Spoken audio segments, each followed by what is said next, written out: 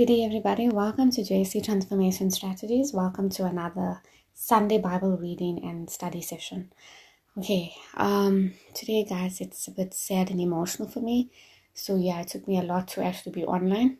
Okay, so if you do see me a bit sad or like tears, please bear with me.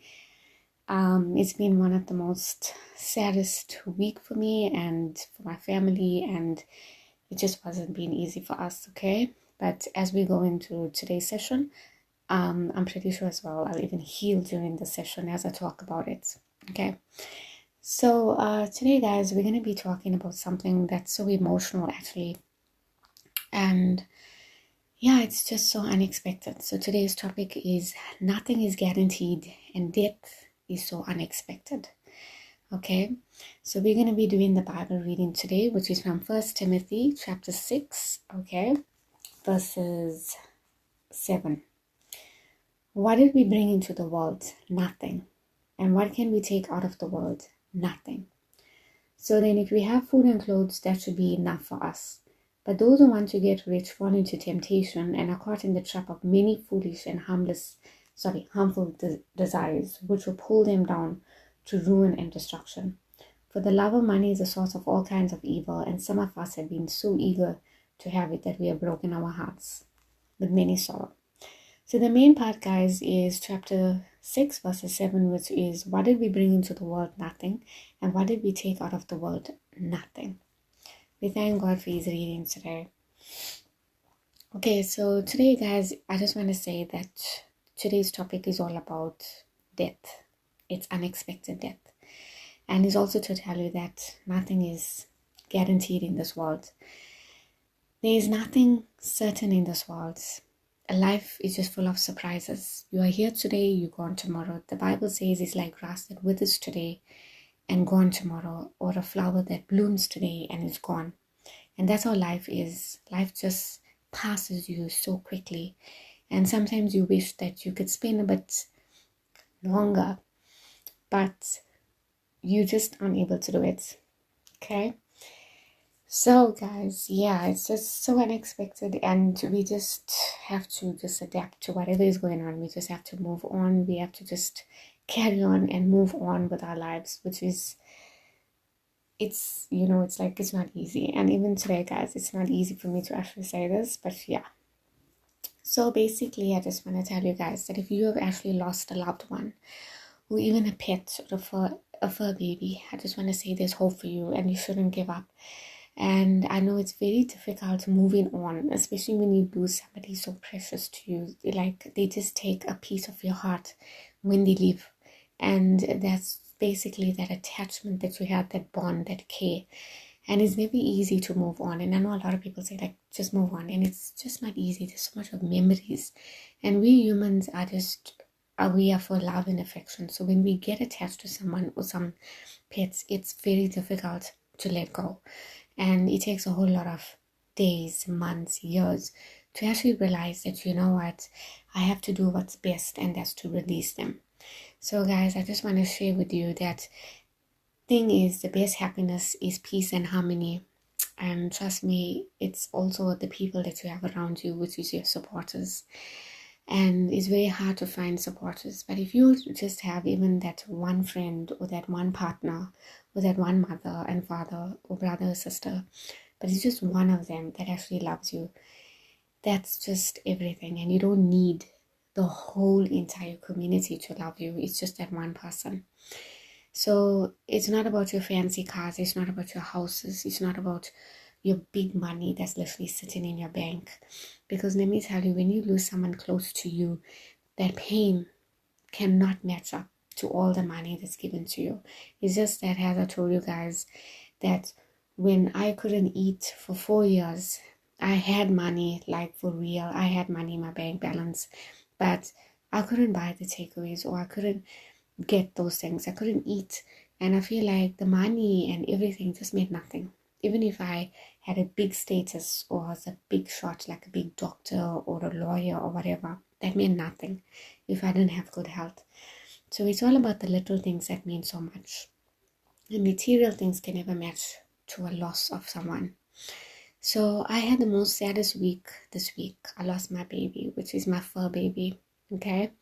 His name is Babagam Chetty, and he was actually the main supporter in our home because he's been with me from a teenager as I grew up into a young woman, adult woman, almost close to middle age. Can't believe it. But yeah. So Babagam has been there with me, and I'm going to be putting his picture up as well. I haven't been putting any birthday pictures up or like even my 1 year celebration of the surgery. It's just that life just shot us so bad. It was a bullet that we had to accept and we had to let go. So it was something that's so tough, but I'm going to be explaining it to you guys that maybe if you have or you go through this with your pets, how to actually respond to it.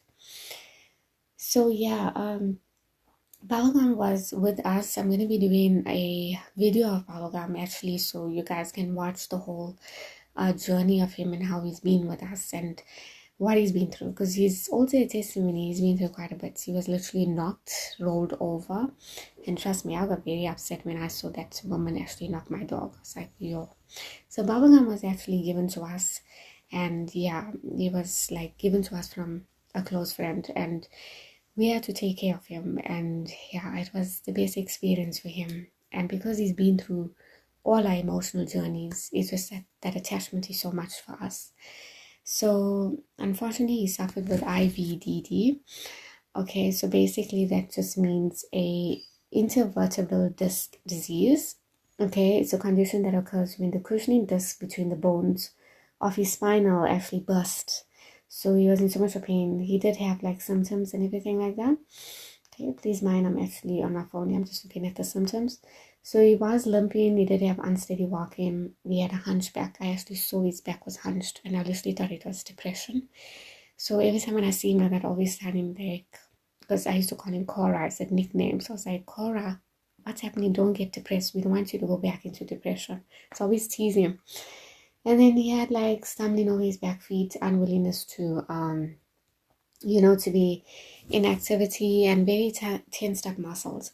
So he was like very tensed up that he couldn't do anything. So he couldn't even lift his head up, look at us, or anything like that, because his muscles were just so tensed up. And we could see him, but he was pretty good at hiding pain. And yeah, but I got all the videos and everything because I literally was working from home, so I had the opportunity to like spend more time with him and stuff like that.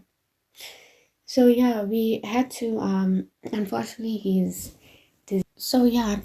disease got so bad that it actually worsened. And guys, as you know from my side, that whenever you leave any disease longer, it just gets worse and worse. And unfortunately, he lived a good ripe age. He lived right till 13. So his disease got so weak that I wasn't at home at the time.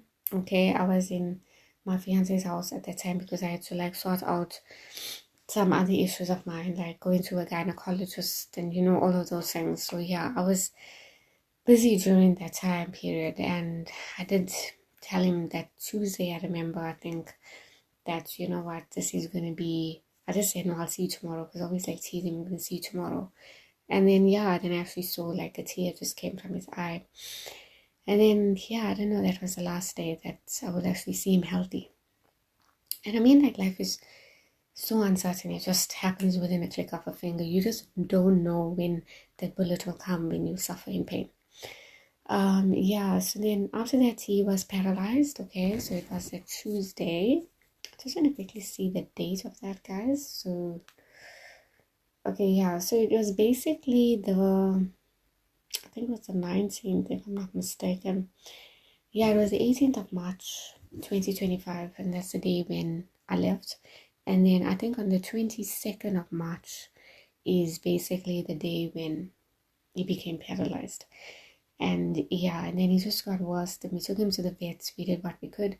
They kept him there for a week, but there was still no input because sadly enough, the vet never gave any strong pain medication for those type of diseases. And I always thought to myself, like, those type of diseases, you need like nerve tablets, you need pain tablets. But to my attention, there was nothing given because I always do my research on tablets that are given. And I think they just gave him prednisone and epileptic medication and Then after, when I kept on asking, then for the next follow-up they gave something, but sadly enough it never helped him. But they did say that he needed to do surgery, and he already did 2 surgeries, so like I wasn't too sure if that last surgery is going to help him, because he was overweight as well, because of that second surgery where you go for castration and stuff. So yeah, he just got weaker and weaker, and then eventually his limbs literally gave up, his back limbs, and we had to carry him, take him to the toilets when he needs to urinate or to poop and all of that, and then bring him back. And he's heavy as well. He's really heavy. So yeah, we used to do all of that, feed him, and there was just one stage when he actually started to walk, and I was in the kitchen just making sandwiches, because he always come for cheese. He loves cheese. And then he came up, and then after that, then he was coming to my room, because he's very used in this room. And then eventually we had to grab him, because we didn't want him to fall, because I always tell you about this crate rest for like 4 weeks, 8 weeks. And I think also he was depressed about the crate rest, because he's not used to that. He's used to seeing us, being with us, and all of that. So yeah, guys, it just got worse. And then after a week it just got worse. Then his mouth was bleeding, and yeah, he also had a heart issue. So yeah, it was quite sad, and I was with him through all the moments. And yeah, it was quite sad for me, because I literally just came out of a big surgery and I'm just recovering. And yeah, and I still need to go for like proper counseling as well, and then I'm recovering from that, and then this happens, and then your whole world just shatters, and then you realize that nothing is guaranteed for you. So it was quite sad, but he kept fighting, he kept moving. He tried to move with his front legs, but it became so bad that the paralyzed from the back legs shifted to the front legs, and that was it. And then he came up to the neck. And then last stages, he couldn't drink water. He loved water. Water was basically surviving, and he couldn't eat. But he loves his chicken. That's one thing.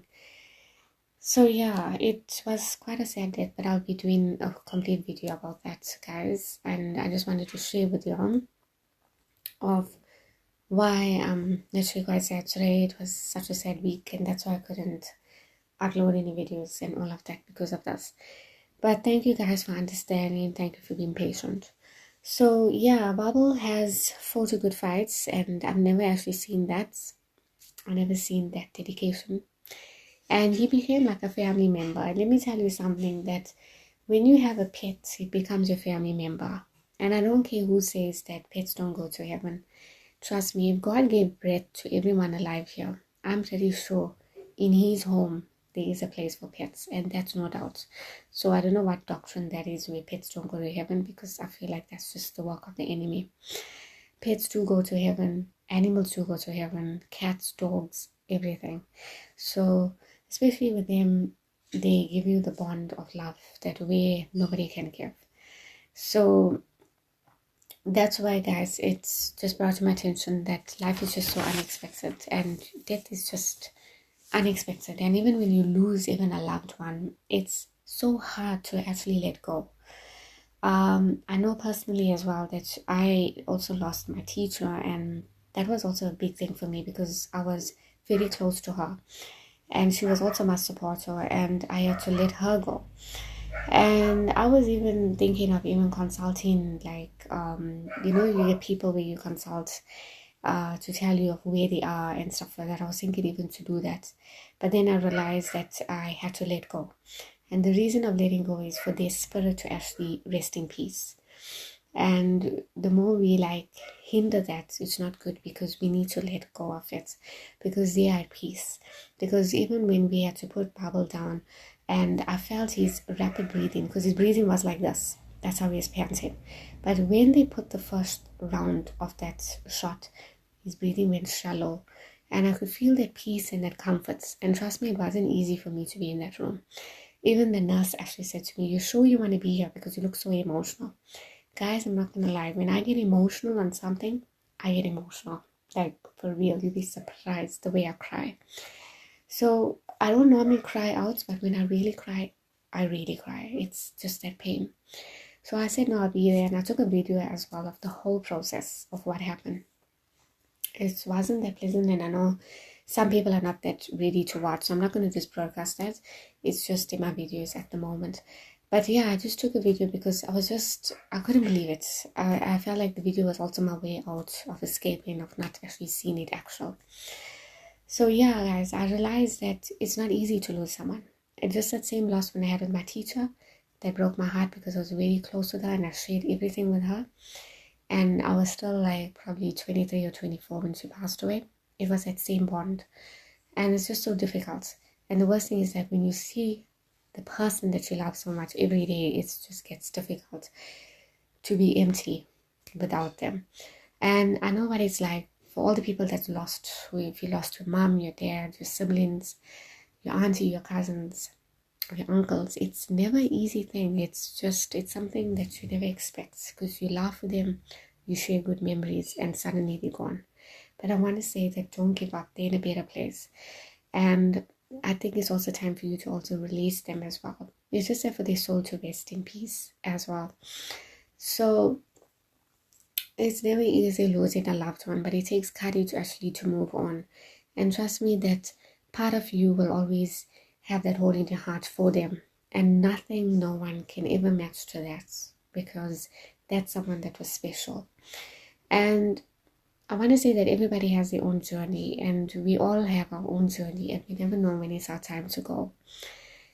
And the thing is, the Bible actually clearly says that life on earth is more difficult and it's not worth it. But when you look at the life above, it's so different. You're in peace.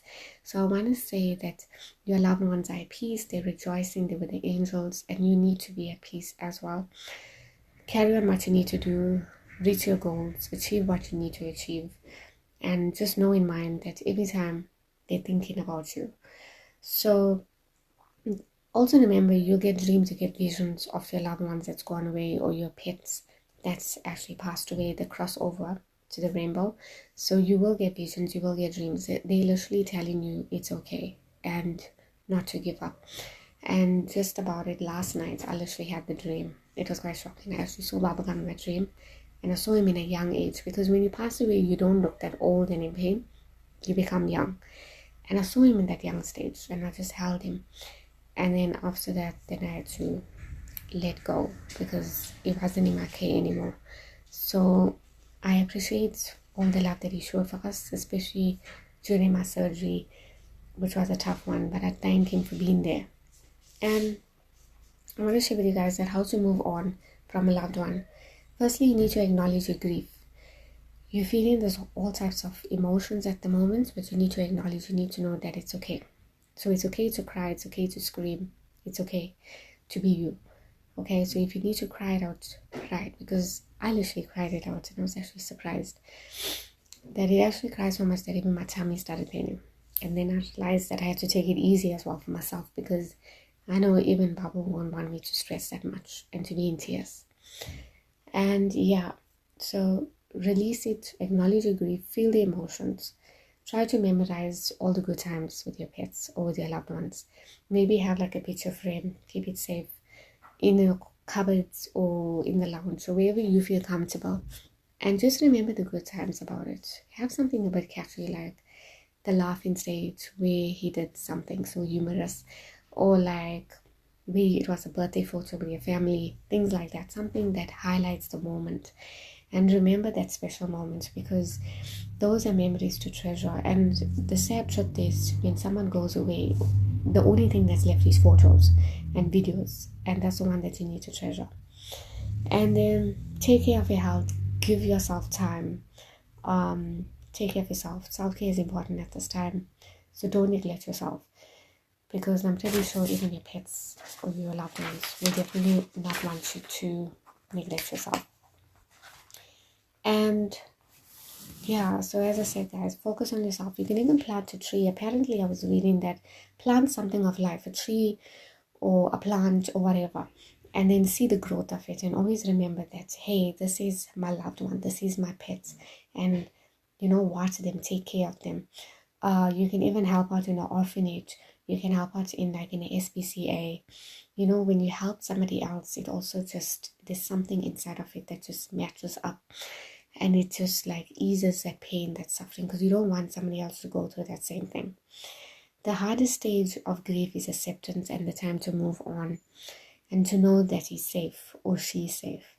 But that is the time where you have to accept. Unfortunately, we're living in a world that's so cruel. My fur baby was taken away by one of the most enemy disease that we can never wish upon. And he was taken away so soon because we never knew that his time was coming. But that's what happens. Some people are taken away with a horrible disease such as cancer, pneumonia, things like that. And it's very difficult to move on. But it's so important to accept that that was his time, that was her time. And once you realize that that is the time, then you actually realize that we all on a journey, yeah, we all on a different pace. So you need to realize that nothing is guaranteed and you just need to take things one step at a time, because we need to realize that we're living in a world that's so cruel and so unfair that nothing is guaranteed, and the only thing that's guaranteed is just for you to take care of yourself and to know that they're in a better place. So yeah, guys, I'm going to be uploading some videos up on Bubblegum's his journey, and yeah, it's going to be very emotional as well. I'm not too sure how many tears I'll be shedding at that time, because I am planning on that. And then also the birthday uploads and the 1 year to the surgery will be uploaded soon, so you guys can also watch. So I did do everything of the birthday. I had my own birthday, but unfortunately Bubblegum was not so good at that time. But I just did a small celebration just to thank God for all of that. And he was listening in the bathroom in pain that time. And also he was responding a bit. So yeah, it's very sad. But yeah, that's what happened. And the main thing is just acceptance. And I know that he's in a better place. Thank you guys for watching today's message about nothing is guaranteed and death is so unexpected. And I pray that all of you guys that has lost a loved one, may God heal your heart. And I know it's hard to move on, but may He give you the strength at this time of whoever you lost. And yeah, and remember that they are okay. They're in a better place. They're not in pain. And they love you so much. And they appreciate all that you've done for them. Take care, guys. Stay tuned to JC Transformation. And lots of love. Bye.